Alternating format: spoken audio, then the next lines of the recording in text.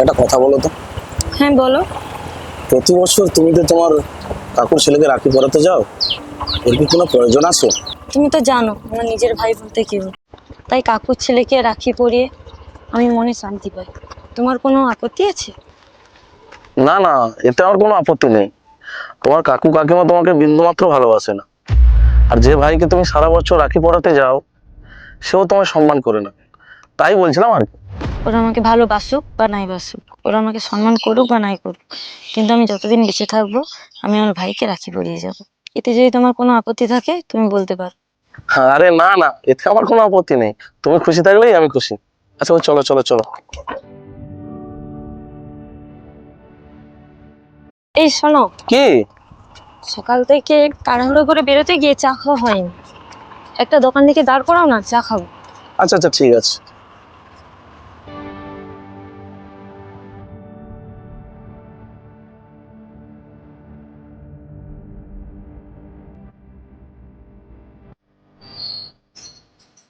দাদা একটা চা দাও তো। আরে তুমি রাখি নিয়ে এসছো তো? হ্যাঁ নিয়ে এসছি তো, রজনীগন্ধার আর গোলাপের রাখি এনেছি। তবে একটু মিষ্টি আনতে ভুলে গেছি। ও, তুমি মিষ্টি আনতে ভুলে গেছো? হ্যাঁ এক কাজ করো, তুমি এখানে চাটা খাও, আমি সামনে দোকান থেকে মিষ্টিটা নিয়ে আসছি। ঠিক আছে।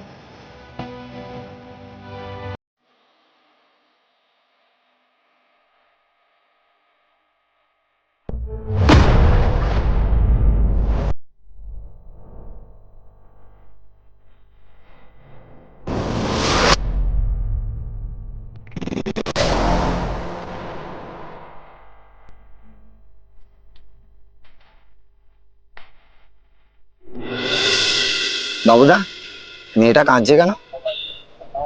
হ্যাঁ, কিছু তো একটা ব্যাপার হয়েছে। দেখি চল তো। ম্যাডাম, কাঁদছেন কেন? কিছু কি হয়েছে? ওই লোকটা আমার দিকে বাজে ইঙ্গিত ভাবে তাকাচ্ছে। ম্যাডাম, ভয় করার দরকার নেই। আজকে এই রাখি বন্ধনের পবিত্র দিনে এতগুলো দাদা রয়েছে, আমার বোনকে অপমান করবে, আমরা মেনে নিতে পারবো না। ঠিক আছে ম্যাডাম, আপনি নির্ভয় থাকুন, ব্যাপারটা আমরা দেখে নিচ্ছি।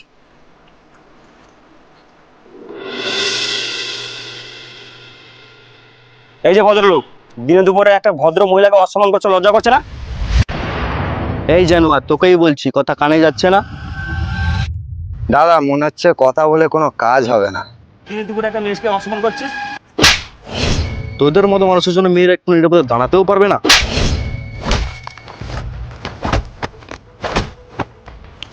কি দিনকাল এলো! মানে যে বিষয়গুলো কথা বলে সমাধান করা যায় এখন আর সেগুলো হচ্ছে না। হাত পা চালিয়ে মানে ঝগড়াঝাঁটি মারামারি করে বিষয়গুলো সমাধান করতে হচ্ছে। কোনো একটা কারণ পেলেই হলো আর কি। এ দেখছি থাপ্পড়ে কাজ হবে না, চল।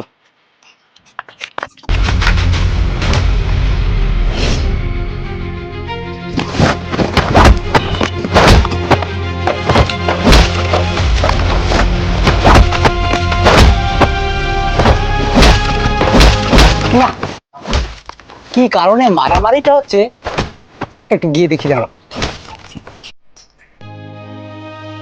আরে এ তো চললাম না। আরে এ ভাই, আর তুমি এই ছেলেটাকে ভালো মারছো কেন? মারছি কেন পরে বলছি, তার আগে বলুন আপনি কে? আরে আমি ওর বন্ধু। বন্ধু? তোর বন্ধু যেরকম চরিত্রহীন, আপনিও সেরকম মনে হয় চরিত্রহীন। না হলে এরকম কেউ বন্ধুকে বাঁচাতে আসে? একেও দুঘা দে তো।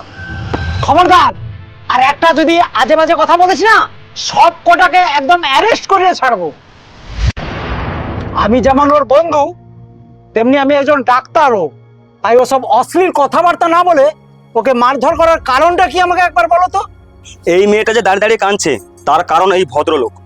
মানে? মানে আপনার এই বন্ধু ওই মেয়েটার দিকে নোংরা নোংরা দৃষ্টিতে তাকাচ্ছে, আজে বাজে কথা বলছে। এই লোকটা বলেছে? হ্যাঁ, এই লোকটা বলেছে, আমরা নিজের চোখেই দেখেছি। আরে এই লোকটা বলতে পারে না। কেন কেন বলতে বলতে পারে? পারে না? আরে লোকটা মানসিক ভারসাম্যহীন। মানে মানে মানুষটা পাগল। এই লোকটা যে পাগল, আপনি জানলেন কি করে? আরে আমি জানবো না? ও আমার ছোটবেলাকার বন্ধু, একসঙ্গে পড়াশোনা করেছি, খেলাধুলা করেছি। আমি জানবো না কি তোরা জানবি?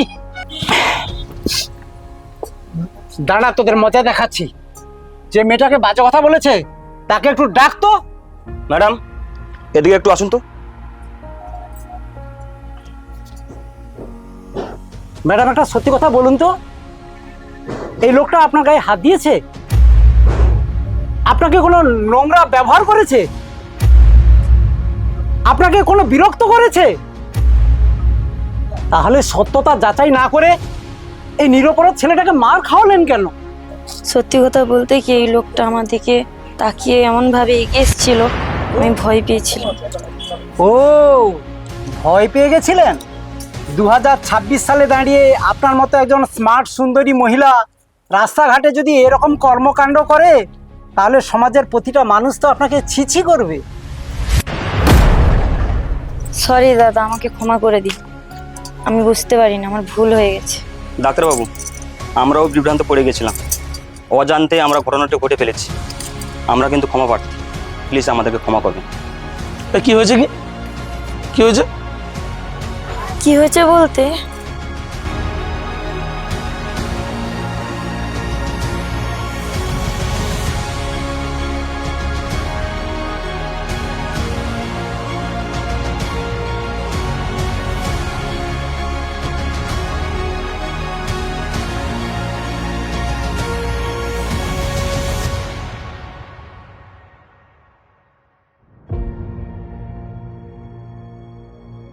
স্যার মনে কিছু করবেন না, আমার স্ত্রীর হয়ে আমি আপনার কাছে ক্ষমা চাইছি, পারলে ওকে একটু ক্ষমা করে দেবেন স্যার। ঠিক আছে, আপনারা সবাই যান যান।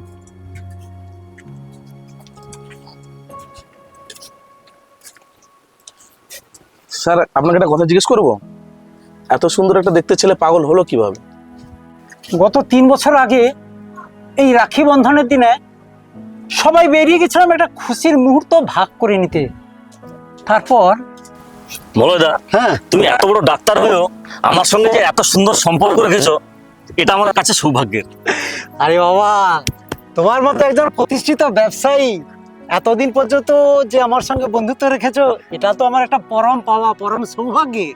এটা তো আমাদের বন্ধুত্ব। কি রে, তুই দাঁড়িয়ে গেলি কেন? তোমরা দুজনে একসঙ্গে হওয়া মানে সেই গল্পটা আবার শোনাবে। কতবার শোনাবে আমাদেরকে এই গল্পটা? আচ্ছা ঠিক আছে, আমাদের বন্ধুত্বের গল্প আর তোকে শোনাবো না, আজ শুধু তোর গল্প শুনবো। আয়। দাদা, হ্যাঁ, আজ রাখি বন্ধন, আমি তোমায় রাখি পরালে কি গিফট দেবে আমায়? আরে তোর জন্য না একটা সোনার চেন দোকানে অর্ডার দিয়ে রেখেছি। তাই? হ্যাঁ, রাখি বাঁধলেই তোকে ওই সুন্দর গিফটটা দিয়ে দেবো। আচ্ছা দাদা। দাদা, তোকে আমি রাখি পরালে তুই আমায় কি গিফট দিবি? গিফট তো তোকে দেবো, সেটা সারপ্রাইজ। রাখি পরানোর পর গিফটটা পেয়ে যাবি, তবে রাখিটা তো পরা আগে। হাই, রাখি তো নিয়ে আসতে ভুলে গেছি। ওই যে সামনে যে দোকানটা দেখা যাচ্ছে, ওখানে খুব ভালো ভালো ফুলের রাখি পাওয়া যায়। আমি যাব আর আসবো। আচ্ছা, কি তুই রাখি পরাবি, আমি কেন টাকা দিতে যাবো তোকে? কথা বেশি না বাড়িয়ে দাও তো।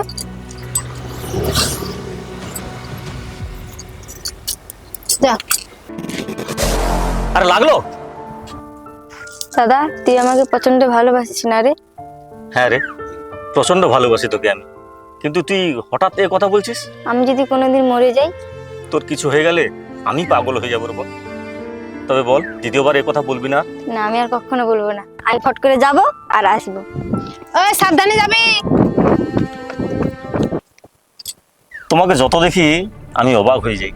কেন? কেন বলতে, তুমি একটা পরের বাড়ির মেয়ে, আমার বোনকে এতটা ভালোবাসবে আমি স্বপ্নেও ভাবতে পারিনি। তোমার সুখটা আমার সুখ, তোমার দুঃখটা আমার দুঃখ, আর তোমার আদরের বোনটা আমার আদরের হতে পারে না? আচ্ছা সে যাই হোক, বোনের জন্য যে স্কুটিটা বুক করা আছে তাকে তো একবার জানাতে পারতে। তোমাকে বলছিলাম না ওটা ওর জন্য সারপ্রাইজ। শোরুমে স্কুটি বুক করার সময় আমি ভালো করে বলে দিয়েছি ওটা হোম ডেলিভারি করার জন্য। বাড়িতে গিয়ে শোরুমকে ফোন করলে 8 ঘন্টার মধ্যে স্কুটিটা আমার বাড়িতে পৌঁছে দেবে। বাড়িতে যাব, বোন হাতে রাখি পরাবে, স্কুটি চাবিটা হাতে দিয়ে বলবো সারপ্রাইজ।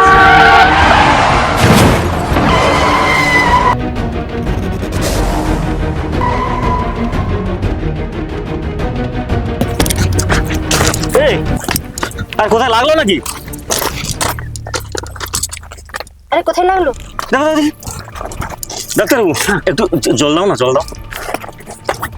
কোথায় লাগলো?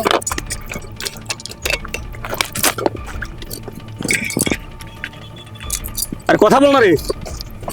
ডাক্তারবাবু, হ্যাঁ, একটু নাড়িটা দেখো না। দেখো দেখো দেখো দেখো একটু নাড়িতে।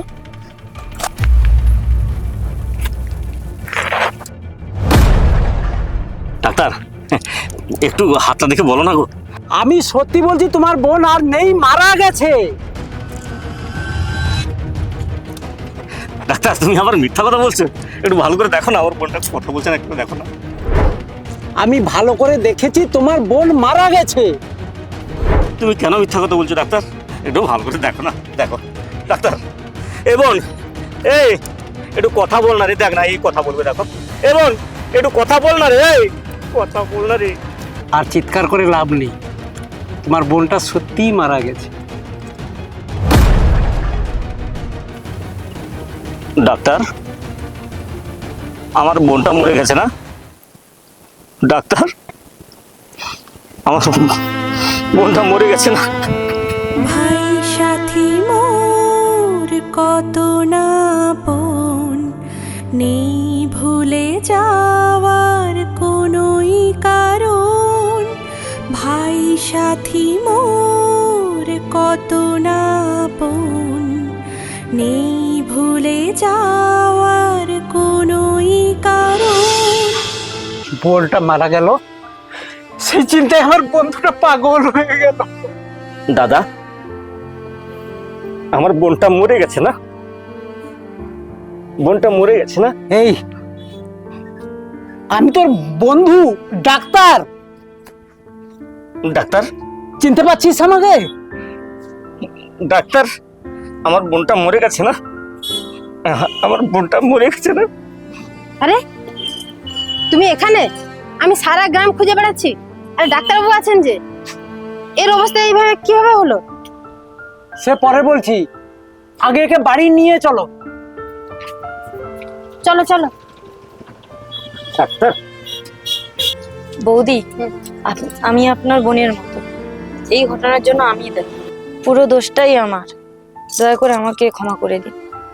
না বোন, তোমার কোনো দোষ নেই, দোষটা আমার কপালে। চলো চলো। ডাক্তার, আমার বোনটা মরে গেছে না? ডাক্তার, আমার বোনটা মরে গেছে না? না না, তোমার বোন স্কুলে গেছে, আসলে রাখি পরাবে। ডাক্তার, বোনগুলো মরে যায় কেন গো? ডাক্তার, বোনগুলো মরে যায় কেন গো? দাদা, আমার তো নিজের কোনো দাদা নেই, আজ থেকে তুমি আমার দাদা। প্রতি বছর এই রাখি বন্ধনের দিন আমি তোমার হাতে রাখি পরাবো। দাদা, হাতটা দাও, রাখি পরাবো। কি গো, আরে হাতটা দাও, রাখি পরাবে যে তোমার বোন। ডাক্তার, এ আমার বোন? হ্যাঁ, তোমার বোন। এ আমার বোন? তোমার বোন, তুমি হাতটা দাও, ও রাখি পরাবে। কিন্তু এই বোনটা আবার মরে যাবে না তো? না, আমি সারা জীবন তোমার বোনে থাকবো, আমি কোনোদিনও মরে যাব না। তাহলে তাহলে আমার হাতে রাখিটা পরিয়ে দাও। বাঁধলে মোর রাখবে মান, রাখি বাঁধলে